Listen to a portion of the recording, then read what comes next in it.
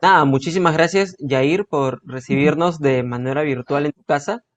Yair Royeri es antropólogo y está estudiando su doctorado en sociología. Con él vamos a conversar acerca del fenómeno López Aliaga, que, bueno, ya tiene una carrera política, ha llevado su carrera política, lo recordamos también por haber participado en las elecciones congresales con el partido Solidaridad Nacional, ahora Acción Popular. Y bueno, nada, vamos a hablar acerca de este personaje y cómo es que la sociedad peruana en ese momento hay Ujú, votantes que prácticamente lo están volviendo un ídolo, ¿no? ujú. Y bueno, primero, muchas gracias, como te dije, y desde un punto de vista sociológico, ¿podrías darnos un macro eh, contexto? ¿Qué significa fanatismo? Ya. A ver, depende fanatismo sobre qué, ¿no? En general. Eh, Fanatismo es la adhesión extrema a un movimiento, a un colectivo, a una imagen, a un símbolo identitario, etcétera. Si pensamos en fanatismo religioso, es ello, pero aplicado a una creencia, un dogma, a una congregación religiosa. Sí, o sea, pero ahora el vínculo entre, habría que ver si hablamos de fanatismo en la persona del candidato o hablamos de fanatismo en sus seguidores, ¿no? Yo creo que cuestionar, por ejemplo, esta cuestión de las prácticas religiosas eh, de este señor y esta cuestión del silicio y todo esto que se popularizó, eh, en sí no es, digamos, central porque corresponden a las prácticas religiosas de un sujeto en su vida privada. Eh, el tema creo que está, y es más, lo que he percibido es mayor rechazo de católicos hacia esa práctica católica que rechazo de la gente en común que no tiene una profesión, una adhesión religiosa particular. O sea, a quienes he sentido más intensos, por decirlo de algún modo, en su rechazo son a los propios católicos para, digamos, tomar distancia de esa práctica que podría ser estigmatizante, ¿no? Pero creo que no convendría o no sería, digamos, preciso o pertinente por ese tema tildar de fanático a él. Ahora, eh, hablar de fanáticos para referirse a quienes tienen la intención de votar por él, creo que también podría ser sobreestimado porque hay que entender que las adhesiones políticas no son, por lo general en el Perú, eh, votos conscientes, sino más bien son adhesiones emotivas. O sea, adhesiones emotivas, adhesiones de consumo político más que de compromiso político. En ese sentido, no sé si sea apropiado decir que son fanáticos quienes lo siguen, sino que se sienten interesados por el discurso que él ofrece, enarbola o representa, en todo caso, ¿no? Y como me has mencionado, estas adicciones que tienen los ciudadanos, bueno, ya la hemos visto antes, hay fotos, hay videos, podemos recordar cuando a Fujimori lo condenaron Ujú, en uno de los primeros, una de las primeras condenas que tiene, por ejemplo, el de la matanza de Barrios Altos y la Cantuta. Cuando lo condenaron, estas personas que van al juzgado, lloran, se tiran al suelo por él, o también cuando a Keiko la condenan, o bueno, no la condenan, le dictan ¿no? los 36 meses de prisión preventiva la primera vez, ujú. o también ahora último, esto de estar creando troles que atacan las redes sociales, gente que va, no le importa el virus, se aglomera en las marchas de Rafael López Aliaga, ¿no? Cuando estuvo en tela de juicio si debía permanecer o no electoral, es algo que se podría decir que es repetitivo, ¿no? Con ciertos personajes. ¿Cómo es que se crean estos ídolos en nuestra sociedad? No sé si es meramente de nuestra sociedad o es algo que se puede ver en diferentes partes del Perú, pero específicamente en diferentes partes del mundo, pero específicamente en nuestro país. ¿Cómo se crean estos ídolos? ¿Cómo es que una persona puede dejar la vergüenza de que te vean llorar, dejar el miedo al virus y meterte y estar ahí con esa persona y tener un fervor hacia esa persona? Ya, lo que pasa es que, bueno, primero es un fenómeno global. Eh, si queremos decirlo en esos términos, digamos, es propio de, no sé, la posmodernidad, si quieres llamarle, llámale la globalización, es el tema de la sustitución de liderazgos por idolatrías. O sea, eh, en el mundo, y creo que también en América Latina, y creo que también en el Perú, eh, cada vez tenemos menos líderes y tenemos más ídolos. La diferencia entre un líder y un ídolo es que, digamos, el líder es aquel que te mueve una causa, implica una causa social, implica una idea de política, y en el caso de un ídolo es más una adhesión afectiva, una adhesión de consumo o una lógica de consumo que se extrapola a otros ámbitos, o en todo caso un tema de, no de política, sino de política de vida. O sea, el ídolo es aquel que se convierte en una especie de modelo imitar para el sujeto, como la relación que puede haber entre un influencer y sus seguidores. Sea, Ahora, que el votante quisiera ser como, en este caso, López Aliaga.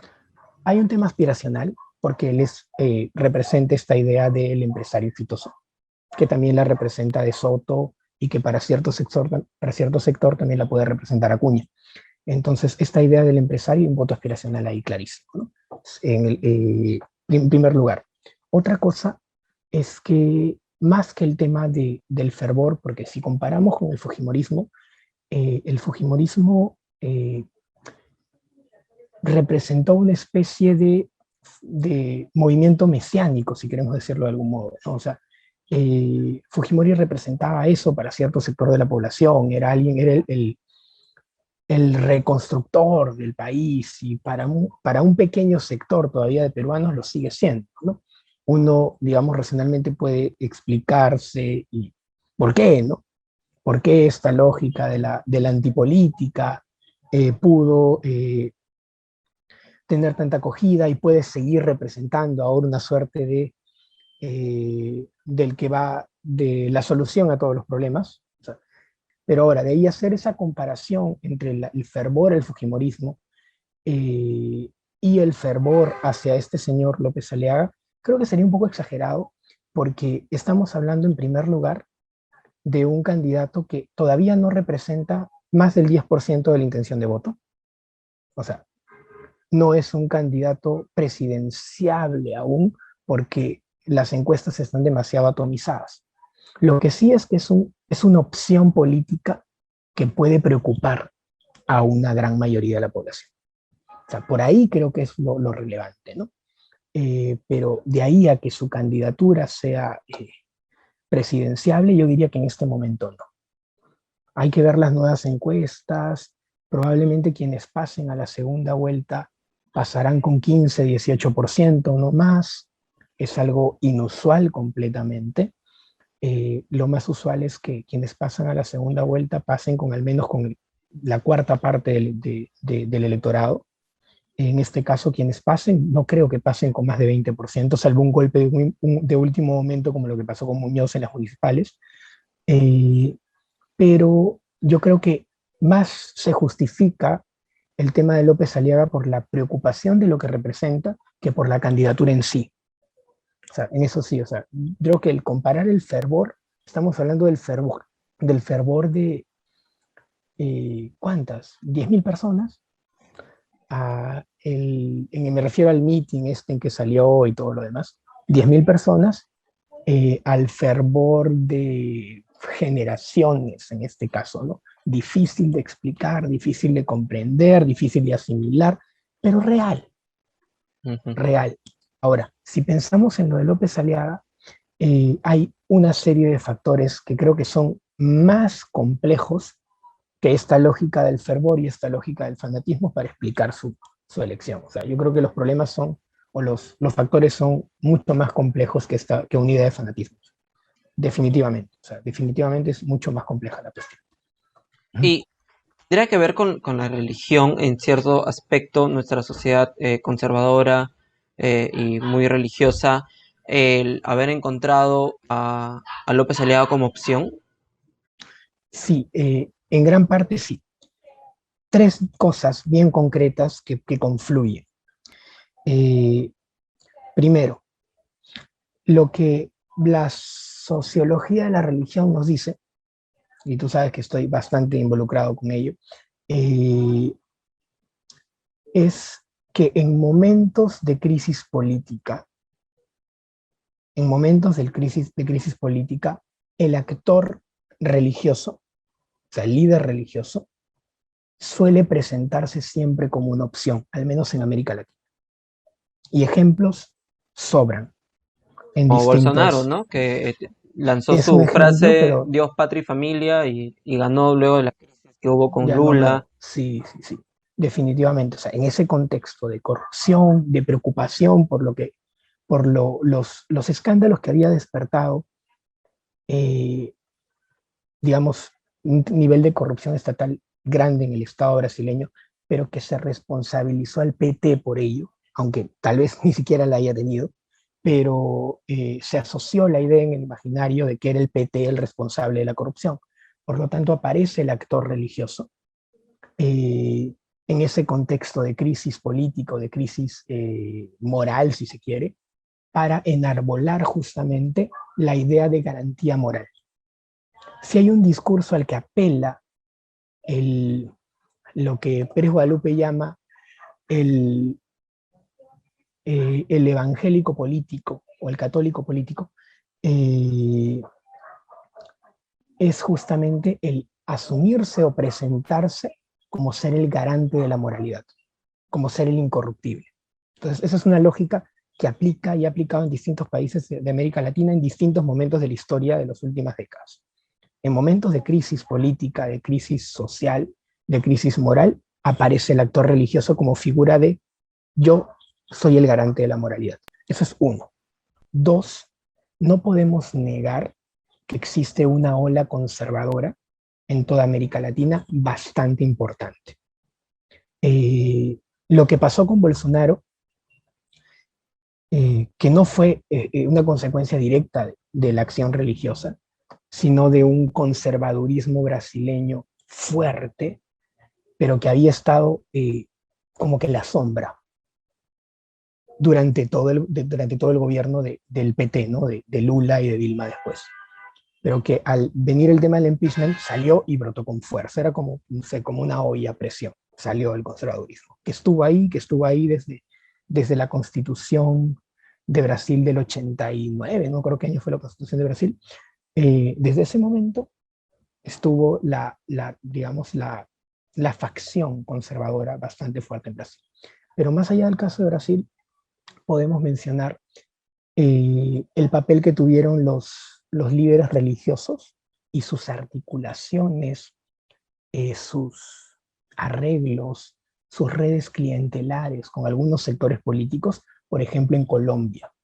O sea, en Colombia el coqueteo que ha tenido el movimiento, o partes del movimiento evangélico y de partes del movimiento católico con el uribismo ha sido notorio. Y tuvo un momento cumbre, un momento bisagra, que fue el referéndum para el acuerdo de paz con las FARC. ¿Sí? Entonces, en ese momento, que era un escenario de aparente, nuevamente, crisis moral, crisis política, de pactar con las FARC. O sea, aparece el actor religioso a representar la ética, representar la moralidad, más allá de que no, de que tenga problemas de corrupción y que tenga cosas ahí entripados, pero siempre se presenta como el garante de la moralidad. Entonces, primera cuestión, el actor político aparece en momentos, perdón, el actor religioso aparece en momentos de crisis política para mostrarse como el moral. ¿Sí? Segundo, existe una ola conservadora. Actualmente, Costa Rica, por ejemplo, en Costa Rica aparece también un líder evangélico para romper una, una tradición de un siglo entre solo dos partidos políticos, algo así como Estados Unidos. En Costa Rica son dos partidos políticos que se intercalan las elecciones y aparece el movimiento evangélico, que en Costa Rica es cerca de la mitad de la población, eh, para aparecer como una nueva voz política. Entonces también justamente por los escándalos de corrupción que había en Costa Rica. En el caso de Chile, después del estallido, ahora en la cuestión del referéndum, tienes tú representantes de distintas iglesias como candidatos a la constituyente en distintos partidos. Siempre en momentos de crisis política, de crisis social, aparece el actor religioso para enarbolar la idea de los valores. Uno, lo otro, te decía, existe una ola conservadora, no lo podemos negar, y en el Perú también, en el Perú también. Yo lo que anticipaba era que Rosas, o la gente de Rosas, sea quien se convierte en el líder evangélico político para estas elecciones. No ocurrió. Lo extraño es que haya sido López Aliaga. Lo que no es extraño es que haya un líder conservador ultra. La confianza en las instituciones. Otro tercer factor que es importante. Y eso lo puedes contrastar con las cifras del INEI. Y el último estudio lo hicieron en el 2020, justo en el contexto prepandemia. La institución en la que más confía el peruano, según el INEI, es el RENIEC, porque es el único que no toca a nadie. O sea, el RENIEC no genera problemas, más allá de que te cambien el error del nombre, ¿no? Después del RENIEC está la Iglesia Católica. Y eso es bien, bien, bien interesante. Y después del RENIEC y la Iglesia Católica está el Ministerio de Educación, y luego de eso, todos muy por debajo. El peruano no confía en la policía, el peruano no confía en la OMPE, el peruano no confía en el Jurado Nacional de Elecciones, el peruano no confía en los gobiernos regionales, el peruano obviamente no confía en el Congreso, mucho menos en los partidos políticos, no confía en los medios de comunicación, pero confía en la RENIEC, en el RENIEC, perdón, en el Ministerio de Educación y en la Iglesia. Entonces, si a eso le sumamos la ola conservadora y le sumamos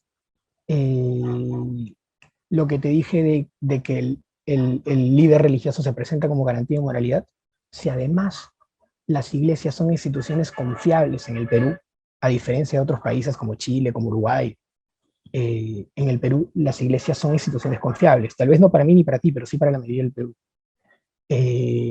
Entonces, si sumas esos tres factores, vas a entender que es perfectamente lógico que haya una candidatura conservadora como esa.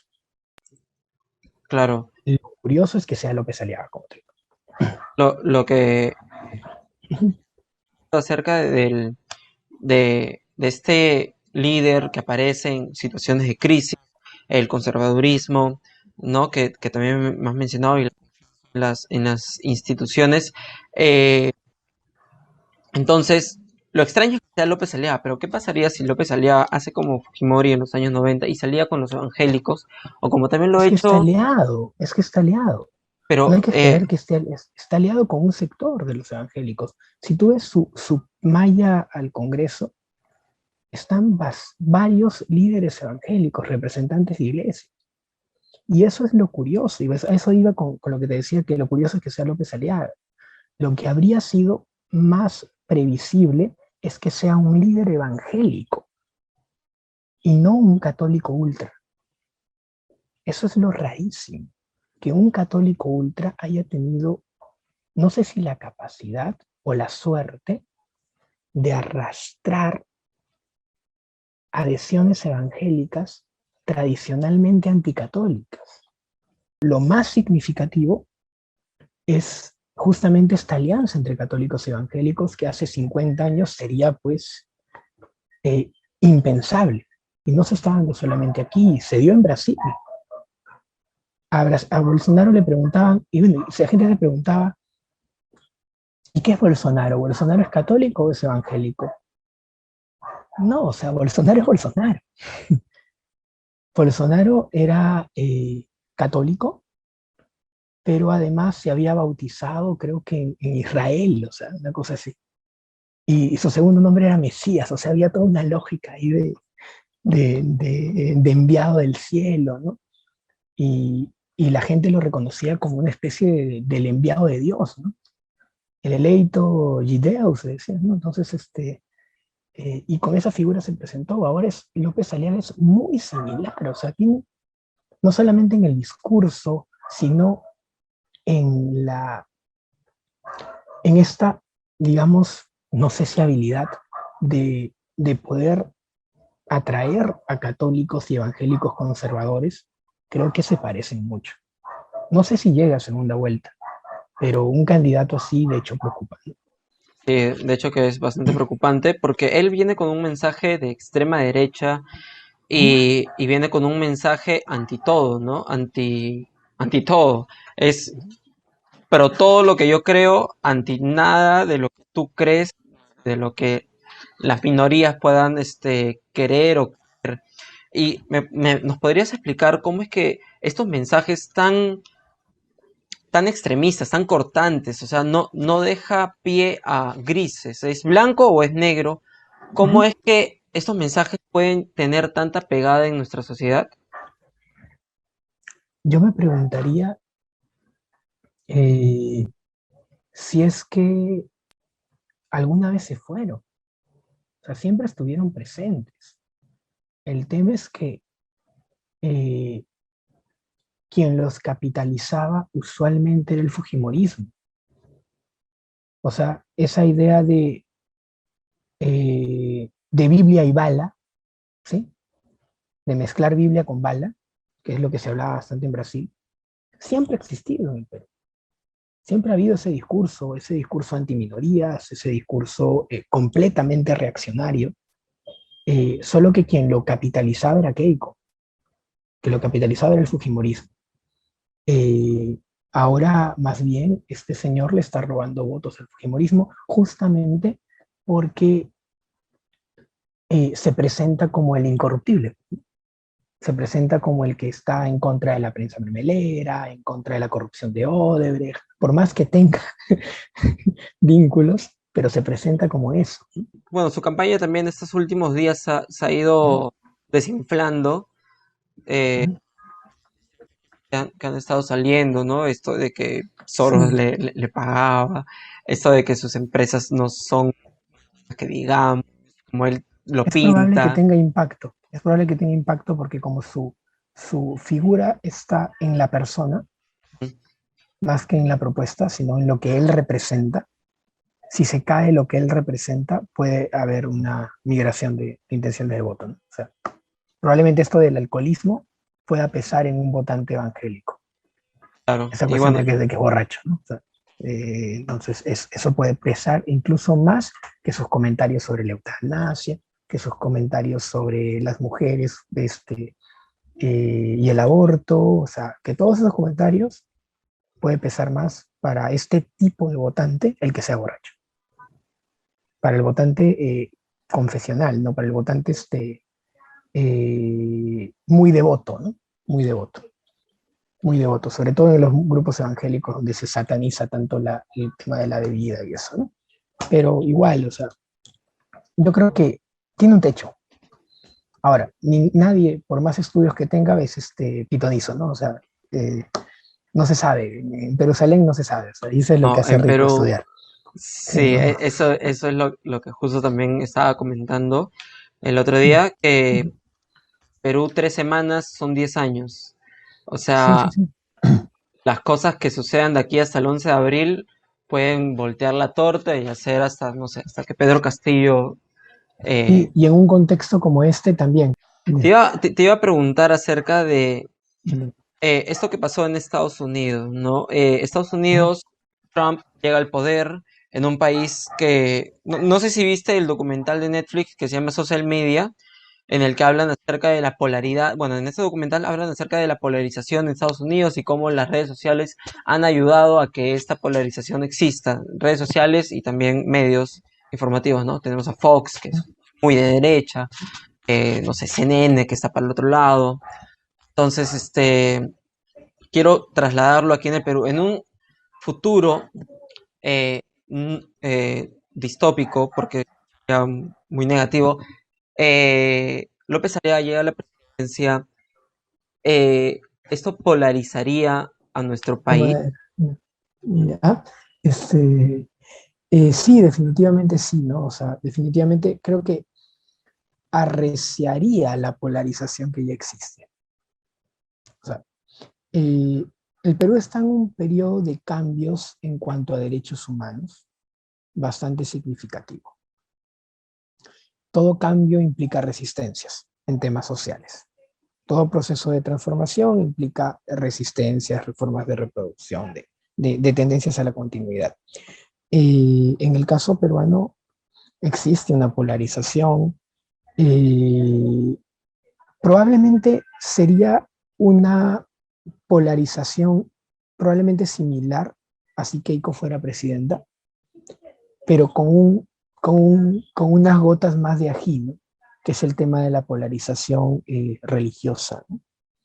Eh, lo curioso es que, como te decía, ha tenido la capacidad de aglutinar, de, de ser una suerte de ecumenismo, una candidatura ecuménica, la de López Aliaga, pero ecuménica en lo bien conservador. O sea, esa alianza entre evangélicos y católicos, pero en el lado bien conservador, sí puede promover un aumento de la polarización. Como te comentaba hace un momento, tal vez los más preocupados eh, por una figura como la de López Aliaga sean los propios católicos del otro lado, los católicos más progresistas. ¿Por qué? Por el temor de la estigmatización que puede generar un personaje como él. Hay que decir que por más código da Vinci que hayamos visto, eh, la práctica, esta cuestión del silicio y autolesión y todo lo demás, es una práctica marginal dentro del catolicismo e incluso marginal dentro del mismo Opus Dei. Por más que la visión que nos haya mostrado Dan Brown y que es tal vez el mayor acercamiento que tiene el común de la gente con el Opus Dei, en realidad esa es una visión, es una práctica muy, muy minoritaria y muy privada y completamente marginal dentro del catolicismo. Entonces, va a haber polarización a nivel religioso, a nivel político y en esos reacomodos que están entre la religión y la política, ¿no? Eh, la política instrumentaliza la religión para capitalizarla y la religión instrumentaliza la política para capitalizarse. El señor López Aliaga se representa a sí mismo. Él no representa ni a la Iglesia Católica ni al Opus Dei siquiera. El tío se representa a sí mismo, nada más. Y por eso es curioso, y por eso te decía que era lo más extraño, es que haya podido arrastrar tanto voto religioso conservador. Porque institucionalmente el señor no es líder de ninguna iglesia, es un creyente más. O sea, no tiene esa capacidad de transferir o de captar votos. Eh, el Opus Dei, hasta donde yo sé, prohíbe el proselitismo político. O sea, ni siquiera él puede hacer proselitismo dentro de su propia congregación religiosa.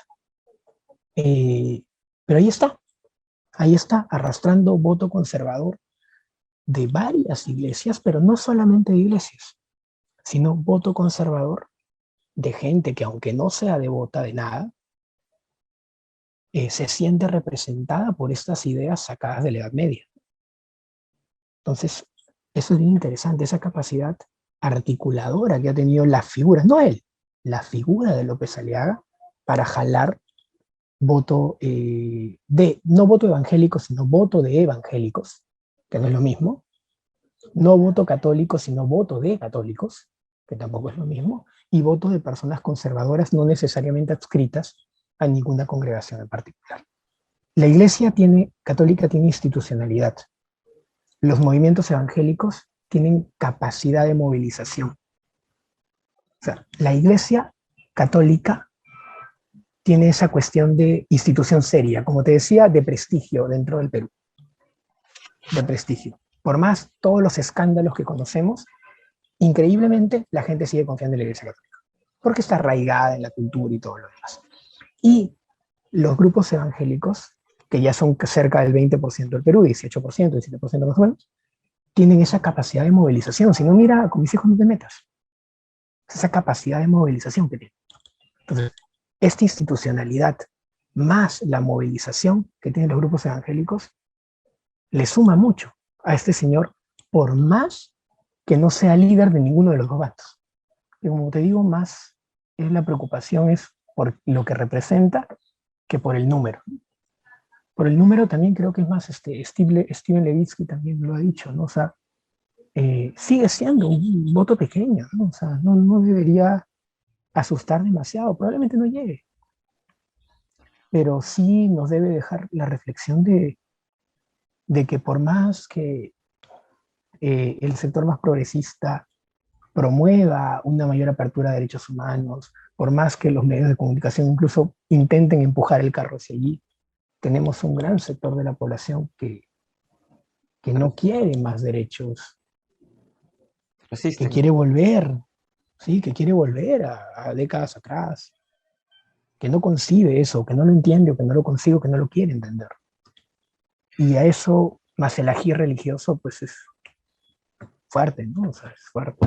Algo que me has estado mencionando dos o tres veces es que se esperaba que apareciera una figura y no, bueno, y apareció López Aliaga, lo que sacó a todos de contexto. Hoy es López Aliaga, pero me has mencionado de que ya se esperaba que, que apareciera una figura así. No, no López Aliaga, sino que apareciera una figura así, alguien ¿no? Del conservadurismo religioso. eh, entonces se puede creer de que esta situación se ha ido cocinando, se ha ido preparando en estos Sí, que son 20 años. no sé si 20, pero, o sea, con mis hijos no te metas, que fue una movilización social prácticamente gestada desde el Perú, eh, y que aglutinó a mucha gente, podía ser un hito como para, no sé si esta elección o futuras elecciones, ¿sí? Hay que entender que la participación religiosa en política nunca ha cesado. O sea, la religión y la política, por más que las ideas de la ilustración nos digan que deben mantenerse como esferas separadas, eh, eso en el Perú, si se ha dado, ha sido en breves momentos. O sea, la religión ha sido parte de la política tanto a nivel de partidos, a nivel de rol en el Estado, a nivel de políticas públicas educativas y a nivel de movilización en el espacio público. Desde el hecho en el que se jura frente a una cruz, ¿no? Se jura frente a una cruz, el presidente va a la procesión, hay un Te Deum, o sea, hay un Te Deum, y desde el 2006, 2007, un Te Deum, una especie de Te Deum evangélico también, que lo hizo Alan García, ¿no? De ir a la iglesia evangélica a su reunión de acción de gracias. Entonces, además hay que entender que en el caso de la participación evangélica, eh, se pasó de luchar por igualdad religiosa hasta el 2010, cuando se dio la ley de libertad religiosa en el Perú, eh, a luchar por una especie de Perú para Jesús o Perú para Cristo, ¿no? Que son dos etapas. Una cosa es reconocimiento y ahora que hay reconocimiento, posicionamiento. Entonces, A volverse institución. O sea, vamos a tener una cuota significativa en las decisiones del Perú, ¿no? O sea, lo que no sé hasta qué punto esté mal, porque políticos con filiación religiosa hemos tenido siempre, solo que han sido casi siempre del lado católico. O sea, pensemos en, no sé, el PPC, por ejemplo. Ningún partido religioso ha prosperado en el Perú, ninguno. Tampoco existe voto religioso, o sea, no existe que yo vote porque es de mi misma religión, no existe eso en el Perú. Pero justamente por eso es que, ¿por qué te digo que se esperaba esto? Porque uno, Movimiento No Te Metas había demostrado tener una capacidad de convocatoria fuerte, porque progresivamente grupos evangélicos habían tenido presencia en el Congreso, presencia en ministerios, presencia en temas de política educativa, el bloqueo al enfoque de género fue un ejemplo de ello.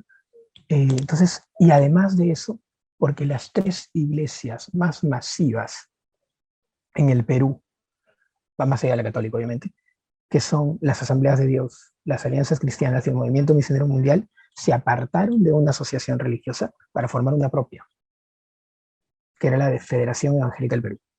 Entonces, cuando eso pasa en el 2019, si mal no recuerdo, lo primero que se pensó fue, bueno, acá se viene un partido. O acá se viene una estrategia para entrar a varios partidos con una pequeña cuota. No sé si tú recuerdas, pero cuando Humberto Lay llega al Congreso, después de postular la presidencia, en la siguiente elección postuló al Congreso, lo nombraron al toque como presidente de la Comisión de Ética. ¿Cuál era el mérito? Ser pastor. Entonces, esa idea de que el religioso es garantía de moralidad está muy fuerte en el Perú.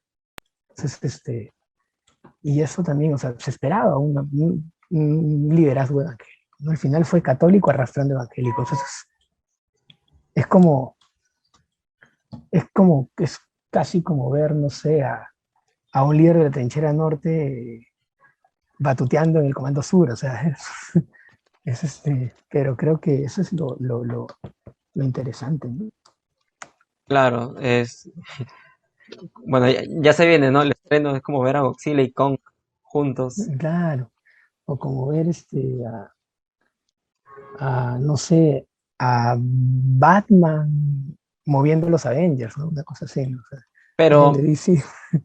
dentro de estos ejemplos bien cinematográficos, en Kong contra Godzilla, ya se sabe que el enemigo va a ser Mechagodzilla, el enemigo en común. Y Ujú. trazándolo a esto que has mencionado, católicos con evangélicos, era algo que, ¿no será que en situaciones como esta, la que has mencionado, cambios sociales, hechos, que la mujer va a tener más participación, de que las comunidades LGTBIQ eh, están ya escalando poco, pero están escalando a obtener derechos? Esto que logró Ana Estrada con la ley de que el Poder Judicial le derecho a una muerte digna, ¿no será que ven juntos como una amenaza a su hegemonía? Está bien, no nos llevamos quizás del todo bien, pero siempre nos hemos mantenido aquí y ahora esto nos está amenazando. El enemigo común es la ampliación de derechos civiles, de derechos humanos. Es el enemigo común. Ahora, hay que matizar, porque una conclusión así es muy fuerte y puede ser incluso hasta ofensiva para las personas creyentes. Eh, en el Perú, y esto lo mide la encuesta de Mundial de Valores, creo, no me acuerdo, ha habido varias encuestas que miden la aceptación de grupos religiosos hacia este tipo de derechos, ¿no? Derechos LGBT, aborto, etcétera, etcétera, ¿no? Matrimonio igualitario. Ligeramente está creciendo incluso dentro de los grupos eh, religiosos la aceptación, de forma pequeña, pero está creciendo. O sea, no podemos decir que estos liderazgos representen ya sea a la Iglesia Católica o a bueno, no se puede hablar de la Iglesia Evangélica, sino de las iglesias, ¿no? No se puede decir que los representen, pero aunque son pocos, son minoría, son fuertes. Son fuertes y además hay un sector fuerte que así no sea religioso, también es antiderechos. Entonces, vuelvo a lo mismo. Lo interesante es que este sujeto, sin ser ningún líder religioso, ni un líder político conservador, porque su partido estaba casi muerto, eh, haya podido, ni siquiera por él mismo, sino por su figura, eh, arrastrar votos extremos de un lado, de otro y del tercero. Entonces, eso es lo bastante interesante, ¿no? Claro, eso es lo que Hasta está dónde mencionando. llegue, no lo sé, ¿no? O sea, yo creo que se va a sentir un pequeño golpe con todo lo que se le está diciendo, Ojalá. justamente porque su voto es hacia la figura y hacia lo que dice, ¿no? Entonces, no sé Oh, si lo golpeará tanto como a Guzmán, su vida personal, pero aunque sea un golpecito le dará, pues no espero, ¿no? eso es algo que converso bastante con mi hermano. O sea, Guzmán, su peor error fue salir corriendo, fue salir corriendo, ¿no? Eso lo asesinó políticamente y no lo deja despegar del 2%, ¿no? Sí, es Es, que claro, es que es así es de contradictorio el peruano, ¿no? O sea, le puede perdonar la infidelidad, pero no la cobardía, ¿no? claro, o sea, Es que es un tema de la masculinidad en el Perú, ¿no? O sea, Norma Fuller lo trabaja esto, pues, de largo, ¿no? La masculinidad en el Perú es así, ¿no? O sea, se puede, el peruano, este tipo de votante puede aceptar, pues, que tenga varias parejas, ¿no? Pero no puede aceptar o sea, que se le salga corriendo en un perdonó, problema. se le perdonó a Alan, ¿no? Tener Claro, al el hijo de Ronaldo, y es matrimonio, más, sí, eso sí, o sea, en ese lado no se ve incluso en buena parte del Perú como un problema ético, ¿no? algo que has mencionado también varias veces, es algo de que, bueno, regresando un poco, el partido ya estaba muerto, estaba agonizante. El Solidaridad Nacional no ¿Mm? consiguió nada en las últimas elecciones. ¿Mm? Cambió de color, ¿no? De celeste, digo, ¿Mm? de amarillo a celeste y somos alguien nuevo, pero él seguía él. Pero tú Por me esta ola dices, conservadora que te decía, ¿no? Por esta ola conservadora. ¿Mm? claro, y tú me dices que lo que arrastra estos votos es la figura, no es él mismo. ¿Podrías explicarnos cuál es la diferencia? Porque Eh, quizás para algunos no no, es no, el no. mismo porque la gente no necesariamente ha indagado mucho en su vida, más allá de estos compilados que se comparten sobre él, ¿no? Su éxito con el tema de los hoteles y de otros negocios y del tren a Machu Picchu, ¿no? Y Perú Real, todo eso. Pero no se ha indagado demasiado en su trayectoria. Eh, y con figura me refiero a lo que él representa simbólicamente, ¿no? ¿Qué puede representar él simbólicamente? El empresario exitoso, la persona que al ser religiosa eh, es garantía de moralidad, la persona que está por lo tanto contra la corrupción, por más que haya recibido dinero del Reactive y toda esa cuestión, pero está contra la corrupción, y el que está contra la, entre comillas, ideología de género y todo el tema, ¿no? Y que enarbola el efecto. O sea, él no es tanto él, es lo que representa.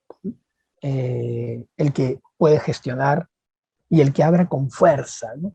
El que habla con fuerza, el que es mano dura y esa clase de atracciones o de adhesiones que ya conocemos que existen en el Perú, porque por algo Urresti tiene un pequeño porcentaje de voto y por algo Keiko tiene otro porcentaje de voto. Y ese voto siempre existe, ¿no? O sea, lo que ha pasado es que se ha diversificado. Keiko aglutinaba todo eso, ¿no? Ahí tenías tú el 20-22% constante de Keiko. Pero ese 20-22% se ha diseminado en López Aliaga, en Keiko misma, Urresti, el mismo Forsyth, que por más que lo pinten como alguien de centro, es derecha, pues, o sea, claro, o sea, lo que pasa es que frente a un López Aliaga, eh, cualquiera parece de centro, ¿no? Pero en el fondo, Era. todos, o sea, frente a un López Aliaga, Lescano parece de izquierda, o sea, es un No, contrasentido, o sea, Acción Popular de izquierda, no sé. y llamar comunista a Sagasti y al No, o mismo, sea, ¿cómo se llama? Sagasti, es que de Y izquierda al mismo Guzmán. sí, o sea, ellos no tienen nada de izquierda, pero, o sea, eh, mientras más al sur te vas, el norte se ve más norte, ¿no? O sea, es una lógica así, ¿no? Entonces, ese es el problema, ¿no? Y bueno, como te digo, o sea, el problema es la candidatura en sí, no tanto que pueda ser necesariamente exitosa.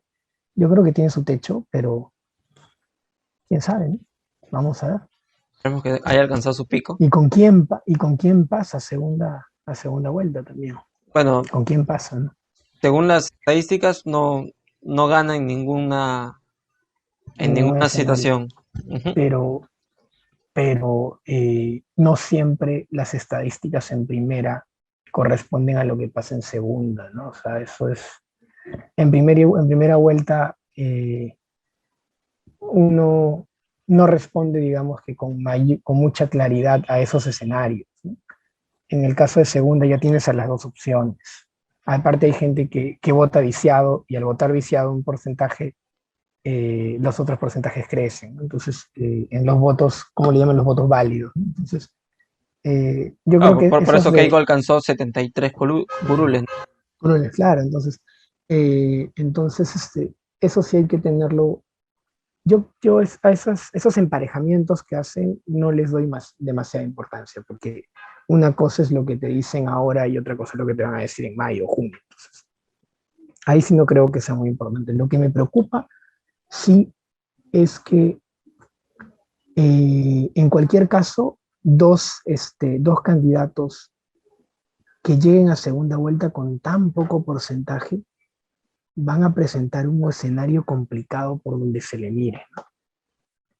O sea, hay gente que va a tener que votar, va a votar más, generalmente en segunda vuelta la gente vota por resignación también, pero en este caso van a votar con, la resignación va a ser mucho mayor. Jair, Va- muchísimas gracias por la entrevista. Muchas gracias por haber conversado con nosotros y así entender un poco más. no, gracias a ti.